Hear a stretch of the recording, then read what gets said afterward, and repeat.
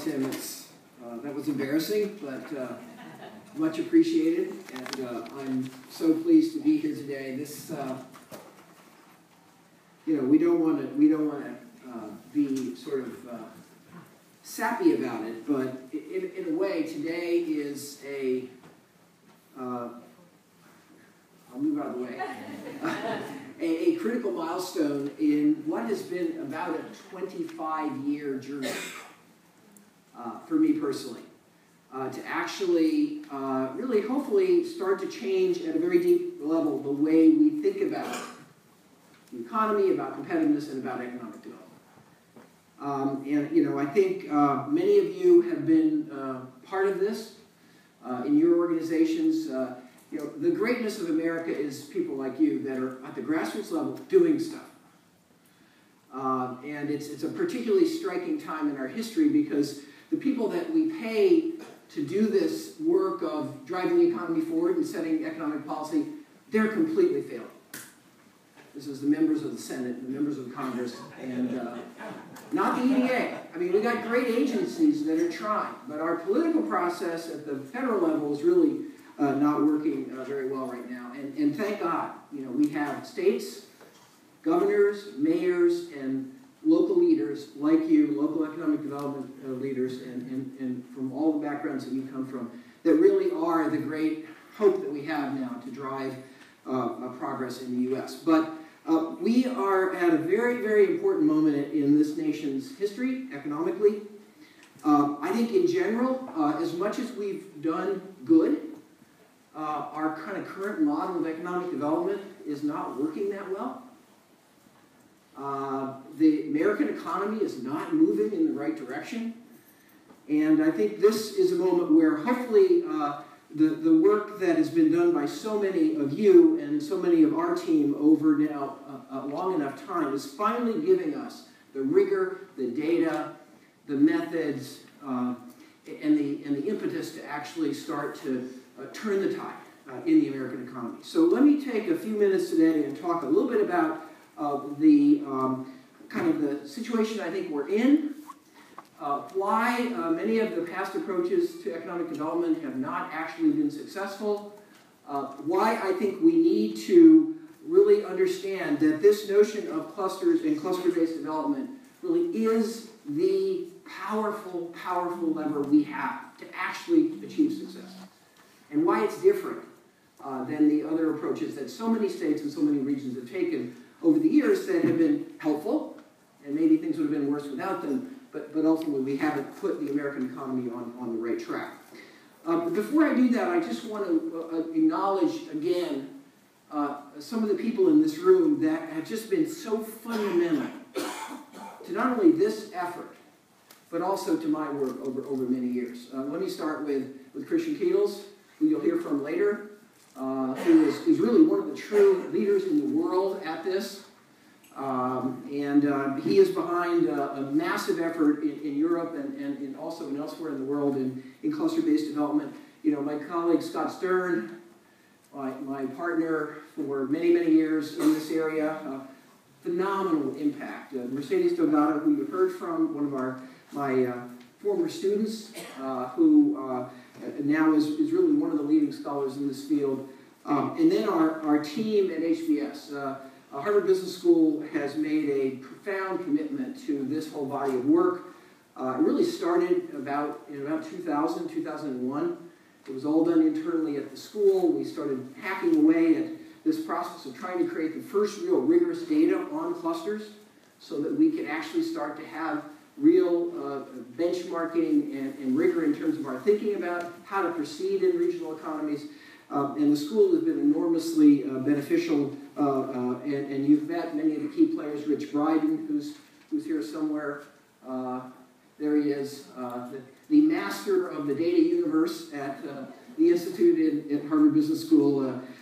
Sarah Jane, you've met. Jenny Zhao, who was here up on the screen. Ned Whitman, Jane Wu, Marcella Marino, Manjari Rahman, who leads our U.S. Competitiveness Project. Many others. Also, as you all know, there's been an incredible partnership with the Humphrey School and the University of Minnesota and these incredible folks from Minnesota that you've been hearing from today. Again, when we first started teaching the course at HBS on really economic development and cluster-based economic development, we started partnering with other universities around America and around the world. We have about 125 universities now that partner with us in teaching this curriculum. And the University of Minnesota really was almost like first in line. And we have this incredible relationship with them. And, I was just so pleased that we could actually do this here today, not in Washington. Because actually it should be done here. Because it's people like the leaders and the faculty from the Humphrey School. It's the Minneapolis-St. Paul region that's been so willing to take responsibility for its own development and own economic future, and that's why it's doing better than most. It's just so apt that we're here amid these friends and in this kind of a location rather than in the dysfunction of Washington. By the way, let me also say that generations, multiple EDA assistant secretaries, including the current leadership of EDA and Matt, who we've already heard from, EDA has been one of the heroes in U.S. economic development, but they've been facing headwinds in terms of the attitudes and the kind of failed, simplistic thinking about development that we still are afflicted with in this country. And so I want to make it clear that although I might say a few more somewhat less complimentary things about Washington before I'm done, I'm not talking about the EDA. We've been partners with the EDA for many, many years, and we're going to be partners for many years to come. And I also want to say that HBS is committed to be the home of this effort for the foreseeable future. And that doesn't mean we want partners, that doesn't mean we don't want help, that doesn't mean we won't work with others, but I think the school is so committed that this is something we can do as an institution and to play a part in something that is so profoundly critical really to the trajectory of the future of U.S. economy. So let's just kind of set a little bit of the groundwork here. I've already started getting into this topic, but you all know we are very slowly emerging from really a remarkable event that hadn't happened in this country in any of our really lives, which was that deep recession. And people still talk as if that was sort of an aberration. And we were cruising along, and something weird happened, and we had this deep recession, and now we're recovering, and the recovery metaphor is still top of mind when you hear people talk about where the U.S. economy is. And every month or every quarter, we hope that the job report will be better, and the workforce participation numbers will look better. But ultimately, I think what all of you know, because you're grassroots people, I think what we all know is that actually well before the recession that hit in 2008, the Great Recession, many call it, well before that, we were on the wrong path in America. It wasn't the recession. The recession was sort of an extreme event. It was triggered by a variety of circumstances, but actually we were on a very disturbing path. And although we are recovering, we're still on the same path. Those fundamental trends that have started to act on our economy, which really started in the 90s and in the early 2000s, in some cases even before, are now still at work. And if we're going to reverse that trend, we have to kind of change our game and step it up in America. The Midwest has got areas that are doing better, areas that are doing a little bit worse, but basically the Midwest is really on the same trajectory as America, except for those relatively small number of areas where the shale gas and oil is found. The shale gas and oil is the #1 possible discontinuity that could actually drive growth in the U.S. economy. But even that is not assured because of the ham-handed and inept way that we as a country are responding to that opportunity, and the political battles we're having, and the interest group politics around what is an opportunity actually to have tremendously positive impact on our economy and also on the environment, by the way. if we do it right. But once again, at the federal level, anyway, right now, not only are we on a dangerous path, but we have not been able to actually come together in any sense to actually change the direction of that. We have no strategy as a country. We have made no progress in Washington in any significant economic issue in at least a decade. So you know who's going to have to do it if we're going to change the path of the U.S. economy? You. Us. The mayors, the governors, private sector, the local economic development officials, the institutions of collaboration, we're going to have to do it. And then maybe someday the folks in Washington will join in. We're going to have to do it. And to have to do it, we're going to have to bring a new game. We have to raise our game. We're going to have to really transform and continue to transform the way we think about economic development. And we believe very, very strongly that the kind of data that you just saw is really the only way we're going to do that. The only way we're going to do that. Now let me just show you some of the data. This is the U.S. economy was a job generation machine for decade after decade after decade. If you smoothed out the ups and downs of little perturbations, you saw that we used to generate in America 2% job growth year after year after year after year after year. Look what happened. This is not a recession. This is something much, much deeper than that. You probably have all heard this, but you know, all the jobs we've really created over the last 15 or 20 years, and if we went back another 5 or 10 years, it'd be the same. All the jobs we created were in the local economy, not in the traded economy. We have zero net traded job creation over the last couple decades in the American economy. If we're exposed to international competition, no new jobs. If we're sort of guaranteed the jobs because it's local work, okay, yeah, we can grow jobs there. Healthcare and government and construction and areas like that. This all started a long time before 2008.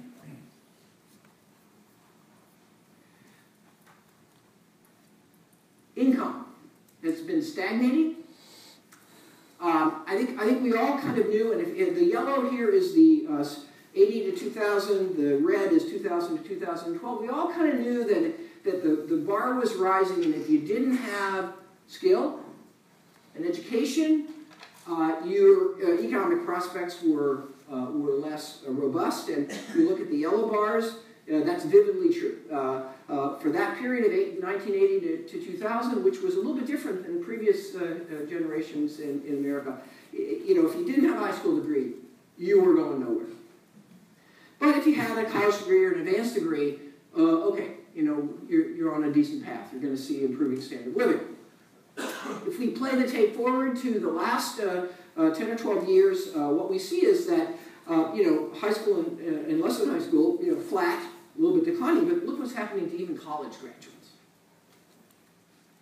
The capacity for people, even with a college degree, to actually enjoy improving wage growth has pretty much disappeared. As we know, a lot of people with college degrees are not working in jobs that require a college degree. If you got an advanced degree, you're doing okay still. The U.S. remains a very, very competitive place to do high skill work. Computer science, PhDs, high skill work, we're the place. But for everybody else, what's happened in America is we've not been able to create an environment, a business environment, and a dynamic that has allowed us to provide the benefits of prosperity growth really to the average American. That's the path we're on. And I could go into much more detail, and our U.S. Competitiveness Project at HBS has been dissecting and this whole process as deeply as we can, and we have a whole body of work on this that we'd be happy to share with any of you. But the point I want to make is that this economy is on a very unhealthy path. It's on a path that's creating inequality between the average and the people with a lot of skill and ability and perhaps capital. And that inequality is going to tear us apart. if we can't reverse the trend. Because the average American can't do well, the average American is not going to allow the rest of the economy to do well. And we're starting to fight against each other. Who makes too much?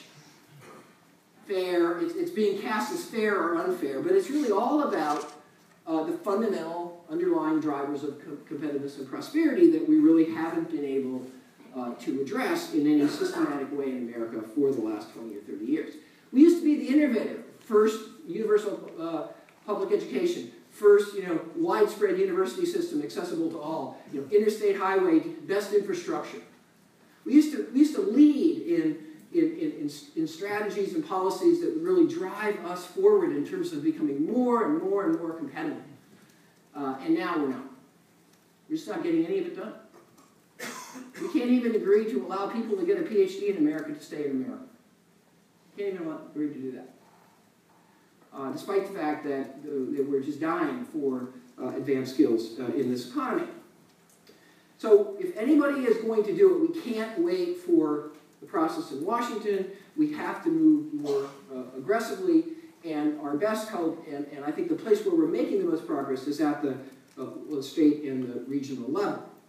But even there, although there are differences in performance, the general narrative is still holding. The average U.S. per capita real income growth, over the last period of 2001 to 2012 was 0.64%. Some states are doing well, but again, you see the impact of the energy issue, the energy opportunity on the right-hand side of that chart. But the Midwest is pretty much like all other parts of the country. We have some states are doing a little better, some states are doing a little worse, but on average, we're not doing well. And we're not able to support, really, a very much rising standard of living. So now, how have we been approaching economic development over the last, 10 or 15 or 20 or 30 years? Well, we would kind of characterize there being kind of four models that we tend to see a lot. And again, I've worked in many states and many regions personally, and our team has as well. And now, of course, we have this wonderful data that we're able to look at. There's kind of the, okay, Minneapolis is open for business. I shouldn't say Minneapolis. Let's say Mississippi is open for business. That's kind of model number one. We got to work on all those things, too much regulatory issues in terms of starting businesses, improving the airport. The first sort of most common approach regions take is let's figure out sort of our weaknesses in terms of the business environment, things that companies complain about, and let's see if they can raise the bar. Let's go out and find our peers and see where they're beating us in some way in terms of regulation or in terms of other assets or other infrastructure, and let's sort of fix those problems that are holding back our particular region. And the typical plan here has 72 action items, where the region identifies these 72 areas of weaknesses, and then we say, okay, we're going to go do them. And the problem is that when you have 72 action items, you often have 72 action items, a year later. And it's very hard with this model to actually make much progress. And anyway, even if you do, raising the bar on, simple kind of regulation of business, kind of cost of doing business factors, this is table stakes. This may force you to do less poorly, but it doesn't necessarily lead to much unique success. We see very few regions that have taken that approach actually have made a lot of impact. Then there's the kind of tried and true, at least believed to be tried and true approach of what you might call big game hunting. If we're going to make a real impact on our regional economy, we go out and got to go attract some companies here. So we go out hunting for big companies, we go out hunting for big plants, we take our checkbook, we make huge commitments to incentives, either cash or tax relief or both. And it's zero-sum because, we're fighting with our neighbors and we're fighting with other states, and we might win some and we lose some, and there's this concept called the winner's curse. If you actually win, that's because you paid too much, because you're the only one dumb enough to bid that high for that plant. And we create a dynamic where the reason businesses want to be in our location is because it's cheap or because we have the biggest tax subsidy, and that kind of attracts the wrong kind of investment and leads to kind of a spiral where we have to do this further and further. And places in the country like the Southeast have been doing this for many, many years, so I think have kind of proven beyond a shadow of a doubt that this doesn't really, they've won a lot of plants, but they really haven't built prosperous economies for their citizens. Then there's another tried and true approach that we see a lot, which is what we call the next big thing. That is, figure out what the latest cool high-tech industry is and build it here. So that, at one point, I think there was like 28 or 29 or 30 biotech initiatives in American states. Every state was going to have a big biotech presence. And of course, we all know what happens when we dream about these new high-tech fields. First of all, we often have very few assets with which we can expect to succeed in those fields. And there's this idea that high-tech means good, but actually a lot of high-tech industries are not necessarily that high wage. And very few regions have the assets to work. And so, but we spend lots and lots of money trying to invest in things and build laboratory space or whatever we're going to do, but yet, ultimately it doesn't happen. And so that's a common approach that hasn't worked in many regions. And then there's kind of the infrastructure, build it and they will come, industrial zones, big infrastructure projects, waterfront developments. There are all kinds of efforts we see all across the country with the idea that we just put a lot of capital in and build a nice kind of downtown river walk. Wow, that's gonna do it. People will come here and that will ignite our economy. So, but what we know from the facts is net, a lot of people in a lot of states and a lot of regions have been doing all this stuff. But if we look at the trajectory of the U.S. economy, and if we look at the trajectory of the average state, can we possibly conclude that it's working? I don't think so. We don't think so. And I think that we now have to kind of give up on these things. There are little bits of truth in some of these approaches. We do have to be open for business. We do have to fix our weaknesses in terms of business environment. We've got to do that. But that's not enough. That's not going to get us to actually changing the trajectory of our economy. Yeah, we want to attract companies to our region, but the question is, which companies do we really want to attract? And what would actually attract them in a way without having to pay 20 times more value in terms of public subsidies? So there's truth in some of these approaches. So I want to dismiss some of these ideas can be powerful, but we've got to have a new kind of holistic view of actually what leads to successful economic development, and I think that's where all of the material we've been talking about today, the tool and so forth, is going to come in. What's the new direction? Well, again, for many of you in this group, this is not so radical. For the average person, it is fairly radical. So the first thing we've got to do is we've got to stop talking about job creation and start talking about building competitiveness. Because if we talk about job creation, if we define success as job creation, first of all, we're going to, what we've ended up with in the last 5 years in terms of job creation is all local, low-wage jobs. Okay? If we just talk about job creation, we're going to keep getting it wrong. We've got to understand it's about building competitiveness. It's about building an environment where we can be highly productive and innovative and drive productivity growth over time. That's step number one. The more we focus on job creation, the more we do stupid things. Because if the job is success, then we can buy that job. We can have some clean energy scheme or a building refurbishment scheme, and we can create some jobs, but that's not going to change the trajectory of our economies. The only way we can change the trajectory is we have to raise the fundamental level of competitiveness. Second theme is we've got to approach economic development from a cluster perspective. just simply making across-the-board improvements in our business environment in this modern global economy it really doesn't allow us to accelerate growth and generate the kind of employment we want and build new companies.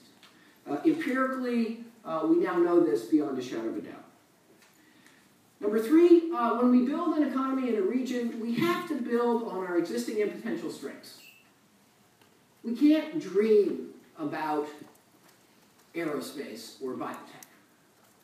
If we have some strengths in those areas, then we can talk about that. But we have to be realistic about where we are, what kinds of businesses and what kinds of technologies and what kinds of skills and what kind of supplier base do we really have, and then we got to go from there. Now that doesn't mean we can't diversify our economy over time. We can. But we have to do it from the perspective of where we are and what's real, rather than this kind of wishful thinking that we see in so many parts of America. Number four, we need to have a strategy for economic development. Right now we have laundry lists with 72 action items. It's not a strategy. And we'll talk a little bit later about what a regional economic strategy is. And if we had more time, we could talk about what a national economic development strategy would be. Number five, we've got to set priorities and sequence the investments we make and not try to do everything at once.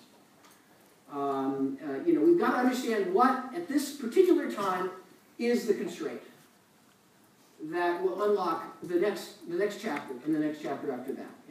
I see this particularly in many countries around the world that want to build great research universities when they have a $3,000 GDP per capita. And what they really need to do is build an efficient business environment at this point. And then maybe start to lay the groundwork for the research universities, but that's decades ahead. We've got to be realistic about what's the sequence of things that we need to do to make progress in the near term and lay the groundwork for the long term. And again, that's rarely part of economic development thinking, at least in my experience. And then finally, we've got to be data-driven. We've got to have the facts. We have to know how we're really doing. We can't define our own clusters so we can look good. We can pick the if you get up at midnight, turn left and walk 3 paces, that cluster. So we got to have a robust, data-driven way of benchmarking ourselves, seeing where we really stand, understanding where the gaps really are. And that is one of the fundamental underlying reason why we have spent the last decade kind of building the groundwork, and recently with the help of the EDA to put this data in place. Because we really have been flying the airplane blind in many cases in terms of economic development. We've been having wonderful meetings, people come together, they talk about the economy, but they're guessing. And it's idiosyncratic. And it's everybody's opinion. What we need, frankly, the rigorous, real data if we're going to change this trajectory. Because we have a lot of competitors out there in the world now. In the U.S. Competitiveness Project, we found that the U.S. was losing jobs to about 120 other countries. Not just Brazil, not just China, but lots of countries. And you know what? Lots of countries out there are raising their bar. They're improving their regulation. They're improving their intellectual property protection. They're improving their infrastructure. They're doing all this stuff. And if we're going to succeed against that, we have to be very, very rigorous. We have to be very, very realistic about what we think about where we stand and where we need to go. Now, when we talk about competitiveness, again, I think that there's still a widespread misunderstanding of what we mean by competitiveness. And in our U.S. Competitiveness Project at the school, which is now about 3.5 years old, one of the things we found is the most important thing we often have to get across to people is what do we mean by competitiveness? Lots of different views of competitiveness. Competitiveness, we believe, occurs when 2 things happen. Number one, where the business environment allows businesses operating in that location to meet the test of international competition. And in the case of the state, state competition, or regional competition. That is intuitive. That's an intuitive definition of competitiveness. But that's only half the definition of competitiveness. The real definition is we got to do that, but at the same time, we also have to create a rising standard of living for the average citizen. If companies compete successfully by laying off workers and cutting wages, we're not competitive. We're not competitive. We can't imagine this today, but if workers are seeing rising incomes and rising wages and companies can't compete, we're not competitive either. You're only competitive where we can create a platform where companies succeed and the average worker can succeed. And those things come together around the notion of productivity. We have to have a highly productive business environment where the individuals in the economy are skilled enough and all the stuff is there to enable extraordinary productivity that actually earns and supports this high and rising standard of living. In America right now, what's happening is American companies, particularly big companies, are doing pretty well. Record corporate profits. But the average American is not doing well. There's an increasing gap. The high-skilled Americans are doing great. The medium and lower-skilled Americans are doing poorly. How could this happen? Well, it happens because businesses, of course, if they find a high-cost business environment, or if they can't find the skills they need, what do? They invest abroad. They can do really well, even if America has weaknesses. High-skilled people in America take advantage of America's greatest strength, our entrepreneurial capacity, our great universities. But the average American is exposed to America's greatest weaknesses, which today are high regulatory costs, high corporate taxes, high cost of health care, a whole litany of things. And what we're not doing in America is we're not really creating jobs for those middle-skilled people anymore. And that's ultimately the underlying cause of the inequality in the economy. We've got to see that in order to truly be competitive, we got to change the game so that we can have companies succeeding while America is succeeding as a location for business and a location for middle-skill jobs, not just jobs for PhDs and computer science professionals. We used to be that place. We used to have the most productive business environment in the world in the U.S. But we don't today, for a whole variety of reasons that you all are very familiar with, and we can talk about later if you're interested.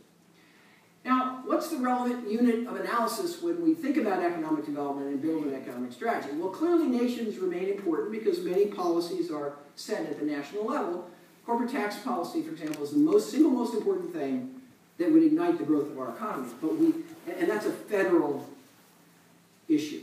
There's a little bit of corporate tax at the state level, but the big kahuna is the federal policy towards corporate tax. So some critical policies that affect competitiveness are set at the federal level, and by and large, that's where we're kind of dead in the water in America right now. Anything at the federal level, immigration, corporate tax, infrastructure, international trading system, we're dead in the water on all those federal level things. And that's part of the problem that we're all struggling with, you and we, as we sympathize with you, having to take action at your level. States are also important to some extent in competitiveness because states, again, set policies that affect all the entities in their state.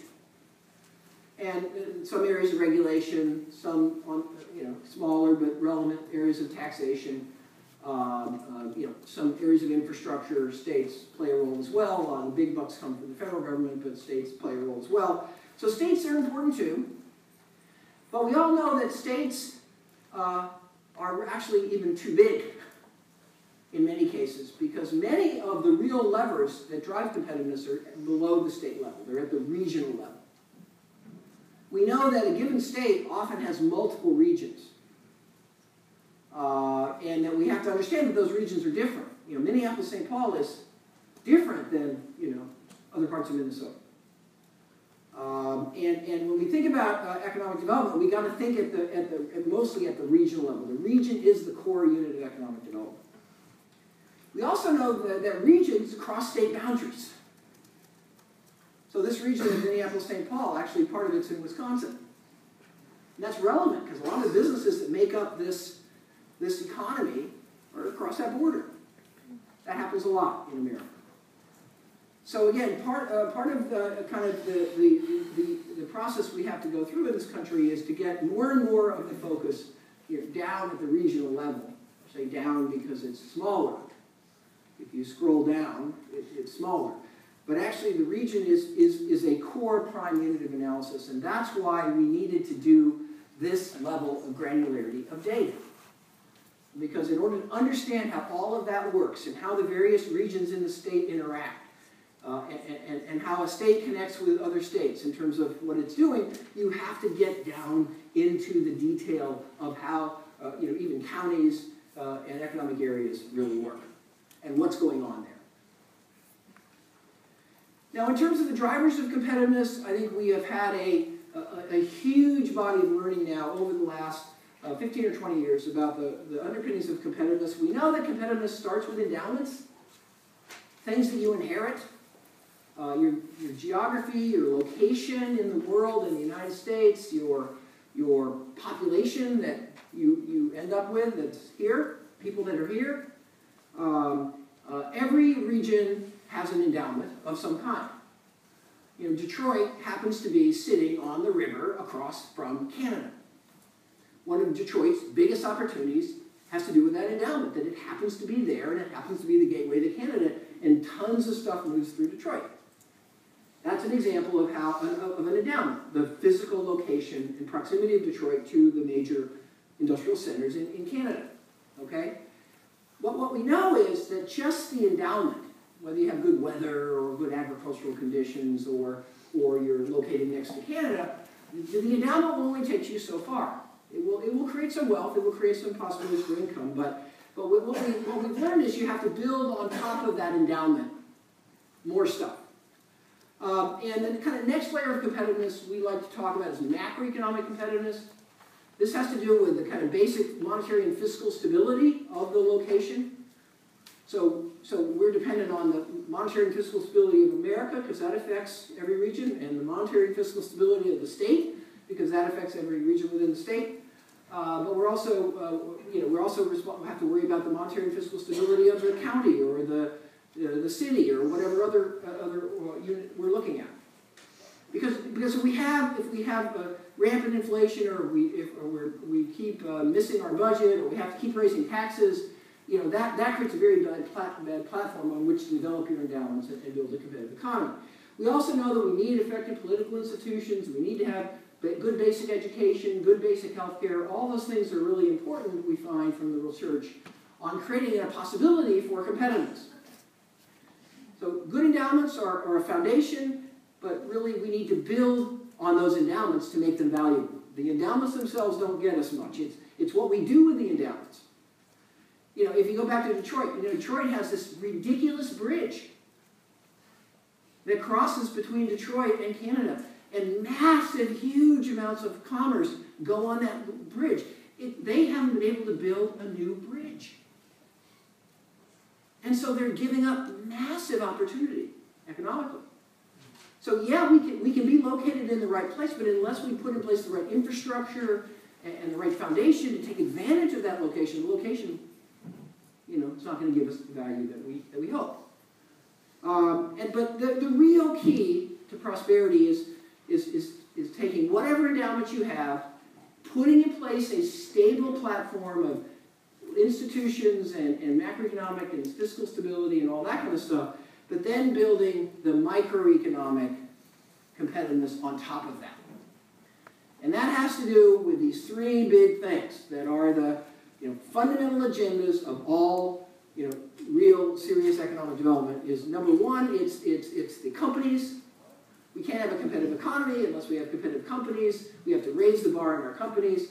A lot of you do those things. We try to get training. We try to improve the quality of business education and management education. We diffuse quality programs. We do all kinds of things to raise the bar in companies. So that's clearly a critical part of economic development. We know that the business environment is key.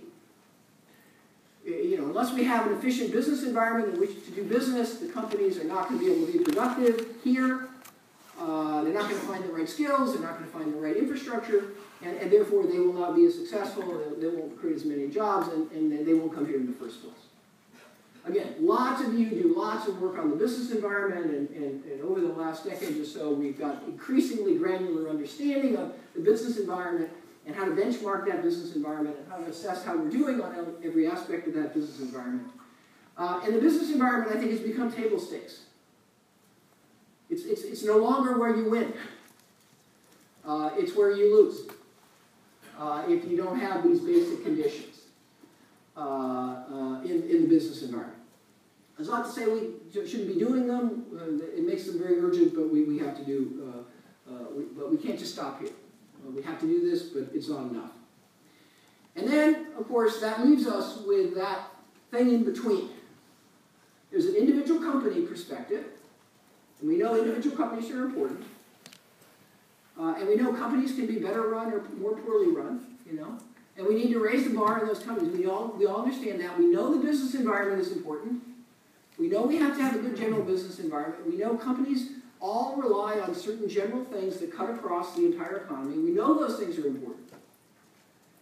But ultimately, what we've found now over the last several decades is actually the real action comes sort of in the middle.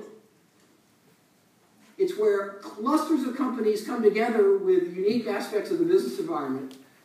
And, of course, that's what clusters are all about. That's what clusters are all about. Now, so we're absolutely clear about this, when we think about an economy and we think about clusters, we have to understand that there's really two major parts of an economy. There's the local economy, and that serves the local needs.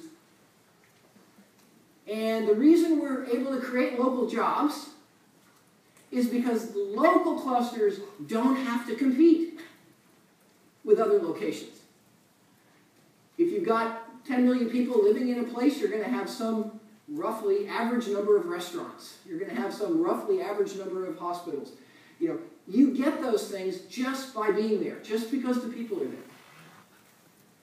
The local economy is about the local market. Now, part of the local market is business.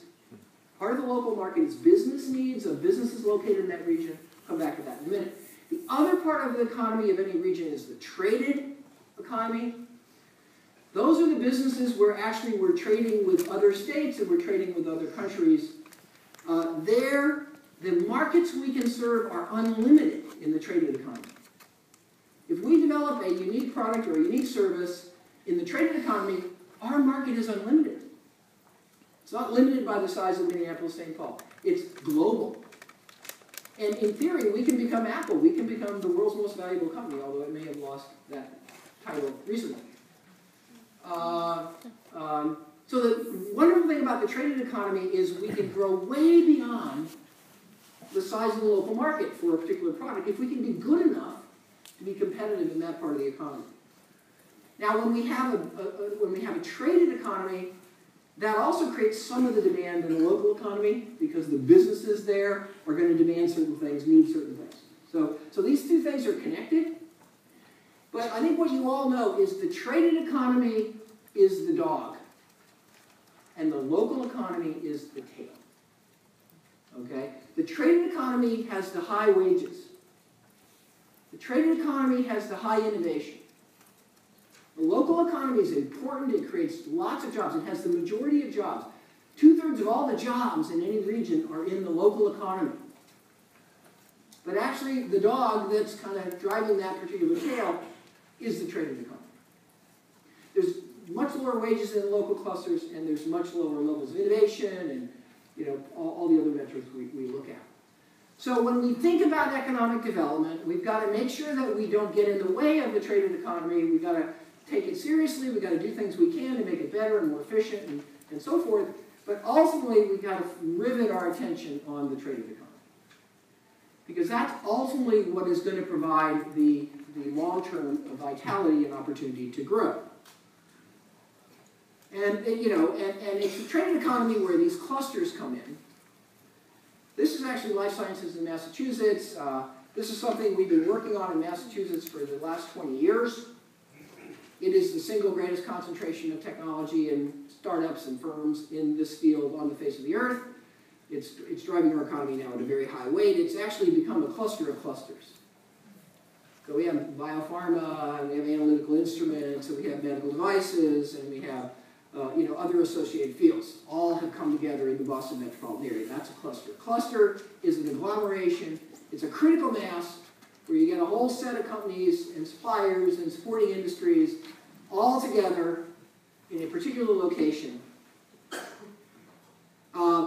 facilitated by what we call institutions for collaboration. That notion has been mentioned a couple times today already. I just want to make sure you all know what that means. Institution for collaboration is something that's it's not government. It's not a university. Not per se a university. It's all those organizations in between. Trade associations, cluster organizations, manufacturing accelerators. And there's thousands and thousands of these organizations. In Massachusetts Life Sciences, we have probably hundreds of them. And these institutions are the glue that connects and holds all of this together and facilitates all the flow and exchange and market activity. And we've come to find that having enough density of these organizations is critical for success in building an economy and building clusters. And that's one of the reasons why, for the first time, we want on this site to start collecting a rigorous data set of all of these organizations in America. Because they're playing such a profoundly important role in the economy, yet it's been invisible. There's no books about this. There's no theory about this. It's all hidden. And yet it's critical to economic success. And some of you are part of these and have built these and created these. And so you're the heroes. But this has not really become part of our common understanding of what it takes to be economically successful in this modern global economy of ours. With our data set, we can, of course, look at any region and piece apart, what are those areas where there are critical mass in terms of clusters. And all kinds of data about how they're doing. And within each of the clusters, where are we strong within the cluster? Where are the gaps? Are we weak on the machinery side? Are we weak on the services side? Are we weak on this segment of the market? And so on. So that you've heard a lot about that this morning. But what we now have for the first time is we actually now have we now have the roadmap that allows us to kind of find our way through where this region is actually competing, where it's winning, where it's growing, where it's sprouting new businesses, where it's sprouting technology, and where's it not, to inform our thinking about how to compete. You heard this morning, I think, a little bit about now, this is no longer a guess. This is no longer speculation, what I just said. Now that we finally have the real data on a detailed composition of regional economies over decades, we now know that if you have strong clusters, your regional economy does better. We now know that if you have breadth of industries within a cluster, your cluster does better and your regional economy does better. We know this affects job growth. Jobs are not randomly created in an economy. Jobs tend to disproportionately rise out of areas where you're starting to build a critical mass and you actually have a cluster. If you have a strong cluster, the wages are higher than other regions that have the same cluster that are not as strong. If you have a strong cluster, that's where the innovation and patenting comes from. If you have a strong cluster, that's where new business formation starts and accelerates. That's where businesses survive longer and do better if they emerge out of a critical mass, out of a cluster. And you heard earlier about the new work on resilience. There's been I remember decades ago people used to say, well, why should we want to build up this really strong cluster in this region? What if we have a downturn? We'll get hammered by that. And it turns out that in a downturn, you get hammered. But what we find is that if you have strength and if you have a real competitive advantage because you've got a strong cluster, then, well, you come screaming back. And you probably get hurt a little bit less in the downturn in the first place. Compared to other economies. So there's now increasing evidence, empirical evidence, which is pouring out now that if we really want to understand what affects what really matters to us, job growth, wage growth, innovation growth, new business formation, it's not an open thing across the entire economy. That's not the way it works. It has to do with where you have some existing strength. And we've also learned that if you want to build new strength, you've got to build on your existing strength. You can't just dream about some future that's disconnected with the present and what you have today. And this chart is actually reflects our, it's not totally updated to the new cluster definitions because that turns out to be really hard. We'll get to it within weeks, but this slide still uses some of the old definitions for those of you that are astute enough to see that. But you can see that these clusters are related. So it turns out that if you're in petrochemicals, your odds of success in diversifying your economy are dramatically higher. Let's find petrochemicals down here. See oil and gas? If you're going to try to diversify your economy and you're in oil and gas, you have a high odds of doing that successfully into chemicals or plastics. That's what this shows. But almost zero odds of doing it into textiles or production technology or heavy machinery. What this says is that economies grow by building on strength and moving into related fields. So if you really want to grow your economy and diversify it, you have to start with a deep understanding of where you are today, where you have some critical mass, where you have some assets to build on, and then you have to find those areas that are related. And we've now been able to prove this. We can look how economies do diversify over decades. And now that we have this rich data, and we find that your odds of success of just dreaming up a whole new industry disconnected from anything you have now and trying to make it happen are close to zero. But your odds of moving along these intersections are reasonably high. And so again, we have much more insight into how to avoid wasting resources. And so many regions spend so much money on so many programs and so much infrastructure in economic development. But ultimately, I think we're starting to understand that the reason that hasn't worked so well is that's actually not the way the economy actually functions, and that's not the way that competitive advantage actually gets created. So we're finding that, if you really want to have a strong regional economy, then that's made even greater if you have strengths in related clusters. If you can put two related clusters together, you do even better than having either cluster separately in terms of all those metrics, jobs, wages, and so forth. We also find that your neighbor and the clusters in your neighboring region can help you succeed in your region. So one of the great opportunities to find, even if you don't have a cluster in your region, if you look at your immediate neighbors and find out where they're strong, that's an axis for success. And again, the data is quite compelling on that. And it makes perfect sense because most regions are not, the America, they're 2 hours from each other. So maybe you've got a really strong cluster in the metropolitan area, but going out into the rural areas, your best opportunity for success in a rural area is to hook into that cluster in the nearby metropolitan area and make simpler products or components or something that allows you to connect to that neighbor, okay? So it's this kind of thinking that actually leads to successful economic development. And if you look at the success stories, people often didn't have this written down, but intuitively this is what people were thinking. They didn't have really the data to back it up. This is what they were thinking, and this is the way it actually happened. And now we have, hopefully, a tool and data and rigor that allows us to actually be much more careful and thoughtful and successful at this kind of activity. That's what this tool is fundamentally all about. Last key piece, though, I want to mention very strongly when we do this kind of work is we need a strategy. Implicitly, so much of economic development is the thing on the left. Let's get better in every single policy area. Let's implement best practices in each area of the business environment, in each area of policy.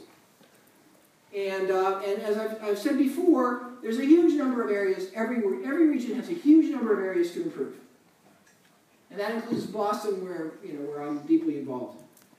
As good as we are, we have many areas to improve. We could spend all of our time incrementally improving each policy area, and we would be busy for the next 50 years.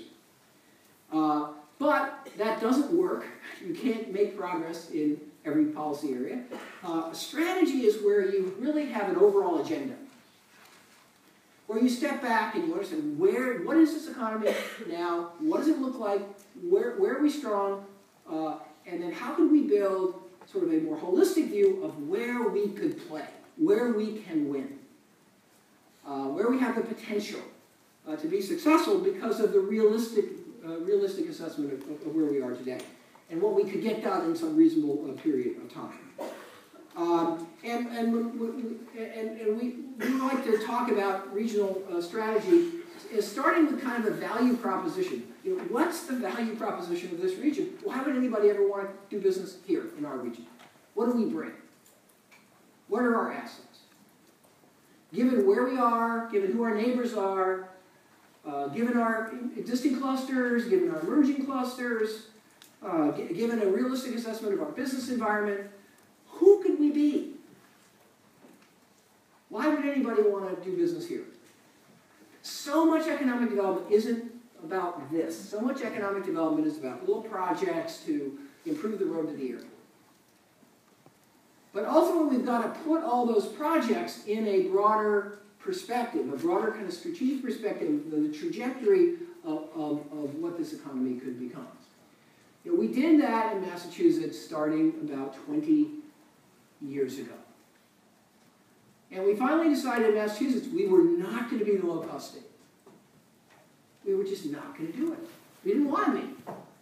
We wanted to be a high-wage state. That our real opportunity, our only real opportunity, was to build on our most unique strength, which was our scientific and technical and university capacity. Okay? And that led to a transformation in our economic development strategy. We stopped bidding for plans. We stopped trying to attract plans unless they fit within our clusters. And over a 20-year period, Massachusetts went from Taxachusetts, oh, look at those idiots in Massachusetts, they're crazy, they're a little socialist, to an amazingly successful country. And that's because it was strategic. And it was really Governor Bill Weld, that was the first of our governors that was actually able to take that mantle. And Governor Patrick has just carried the torch. You want to read a great state economic development strategy, read the one from Massachusetts. It's a textbook of how to think about this issue of economic development strategically and holistically with really a cluster sensibility. This is the way we've got to approach this problem going forward. But in order to do that, we need, first of all, to put clusters at the center of this tool, because the cluster framework gives us leverage. It allows us to kind of understand how to take advantage of these spillovers and linkages and connections and relatedness to really drive innovation and drive entrepreneurship and drive and pull new businesses into our economy. Clusters gives us a way to bring all the players together in a strategic way around driving the economy. It gives us a way to make our traditional economic development much more effective. We should never be out attracting businesses unless we're attracting them for some clusters where we have some strength. We'll get dramatically high success rates in attracting businesses if we got a cluster to talk about than if we're just saying, oh, come here, we're nice folks. It's efficient here. We have a low tax rate. If all your marketing is your low tax rate and we're nice, you're going to get companies that are right on the edge in terms of they won't exist without that low tax, and they'll leave as soon as it goes up. We know that. If you're going to do workforce development, you got to connect it to something. You got to connect it to the areas where you have strength and potential growth opportunities. So clusters not only gives us a way to think about how to work between public and private sector to kind of build the economy, but it also allows us to organize our public policy in a much more efficient way. In America, we waste gobs of money on public economic development, not because it isn't important, but because you just waste it. we train people for jobs that don't exist because we're not connecting training to the nature of our particular economy. We do the wrong stuff. We invest in the wrong things. Because we're not informed by this granular view of how the economy actually works and how business really gets created and where accelerated growth takes place. And again, that's why we've been on this journey for so long, but finally, with a lot of help from a lot of you and the EDA, we now finally have, I think, the opportunity to do this in a rigorous, systematic, data-driven way. And that's what this tool is all about. So I just want to say one more time, thank you to so many people in this